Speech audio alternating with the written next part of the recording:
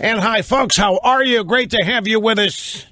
Rush Limbaugh, the most eagerly anticipated radio talk show each and every day. You are listening to the most talked about radio talk show out there, the most talked about host of the most talked about radio talk show out there.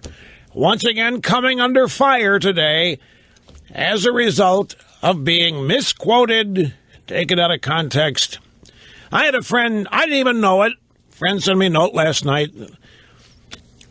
He said, man, I don't know how you deal with this. It just now people on our side are starting to take it out of context. And I wrote him back. You know, I long ago stopped caring about it because it doesn't matter.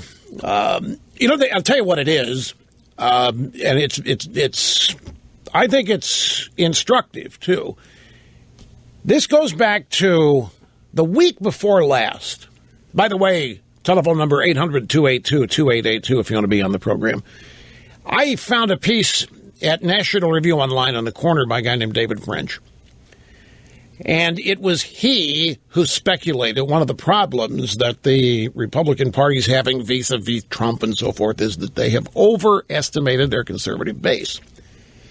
And I endeavored to interpret that on my own. And he also made a couple of other points that I thought resonated well, and I expanded on them. And one of my expansions was to posit, put out there for consideration, because everybody has been pulling their hair out trying to explain Trump. So many people on the Republican side and in the conservative movement, it doesn't make any sense. They can't make hide nor tails of why so many people who've long thought to be orthodox, solid, not intellectual conservative, but people that understood it, that were principled conservatives. How in the world can they be going to Trump? So I have been trying to offer assistance in helping to explain this to people. And the David French piece at National Review was quite helpful to me in advancing my own thinking on this.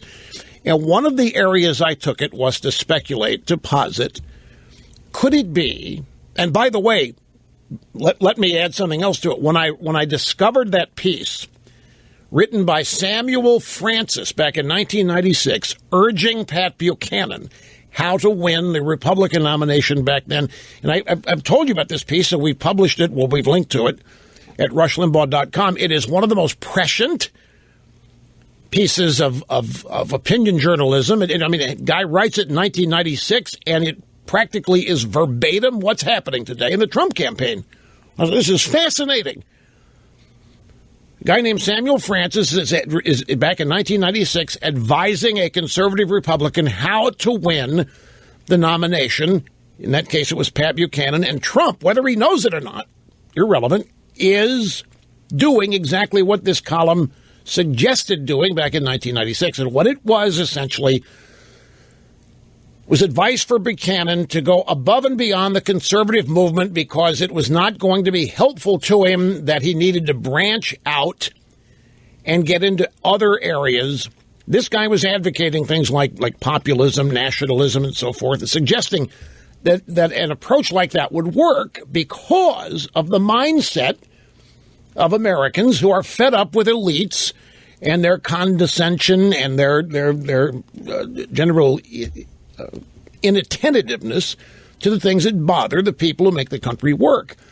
And it was his theory that a nationalistic approach, i.e. big-time patriotism, make America great, America first, America last, America always, combined with a populist appeal as opposed to conservative, would work. And so people have found that piece, they've looked at it, they've compared it to the Trump campaign. They said, my gosh, this guy back in 1996 actually wrote everything Trump's doing. So I then, in talking to people and I asked the question, could it be that nationalism and populism have usurped conservatism today in the minds of a majority of Republican-based voters? Well, what has happened is that I am now accused of actually saying that and of actually believing that and therefore of betraying conservatism, which people can't believe because I am Mr. Conservative. I am the Mr. Big, if you will, of the vast right-wing conspiracy. All these people are out there. My God, what's Limbaugh? And it's all resulting, it's the same thing that happens when Media Matters gets hold of things here. Take one sentence out of a very detailed, nuanced monologue or discussion in which I have engaged. Take one little sentence. And Megyn Kelly asked Rich Lowry about it on Fox last week. But she got it right, so did Rich. When she posited the question, she said, Rush Limbaugh has suggested the possibility here that nationalism, populism have usurped. And Rich Lowry said, gee, I hope that's not true. But I was not accused of having definitively. I don't believe it. I'm just. But I'm. If you don't listen to the program, and many of the critics of this program never do,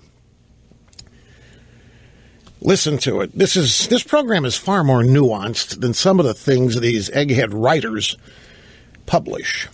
And talk radios. Everybody hosts a conservative talk radio show gets lumped in together. And so whoever the host is, they think the shows are all the same. And they always zero in on what they think the lowest common denominator is and then attach my name to it. And so now some conservatives and their publications are beginning to go down this path and so forth. And I assure you, folks, all I am doing here is trying to explain the reasons why I think this phenomenon is happening and why I believe this phenomenon is big. I think it holds tremendous potential. I have no idea where it's going. I don't yet know, and nobody does. We don't have enough data. We don't know what it all means yet. We don't know if Trump is flighty, flash in the pan, real, long term. Don't even know if he's really going to win.